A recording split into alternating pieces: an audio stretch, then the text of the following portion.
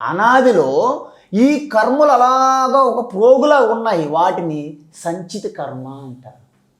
ఈ సంచిత కర్మ నుండి తొందరగా ప్రాక్టిఫికేషన్ అవ్వాల్సిన కొన్ని కర్మలు ఉంటాయి కదండి. అంటే తీవ్రమైనటువంటి కోరికలతో కర్మలు ఉంటాయి, సంస్కార వాసనలు. అవి ఒక శరీరాన్ని పొందుతాయి. దాన్ని ప్రారబ్ధ కర్మ అంటారు. సో ప్రారబ్ధ కర్మ ఎలా ఉంటుంది? మిక్సర్ ఆఫ్ పుణ్య పాప. సో పుణ్యపాప పూర్తిగా అది నాశనం అవ్వాలి శరీరం అంటే ఈ పుణ్యపాపాలు అనుభవించి తీరాల్సిందే.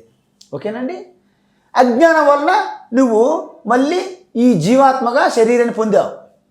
అయితే అప్పుడు ఏం జరుగుతుంది? మళ్ళీ నువ్వు ఈ అజ్ఞానంతో మరిన్ని నేను కర్తను అనే భ్రమలో మరిన్ని కర్మలు చేసుకుంటూ పోతున్నావు.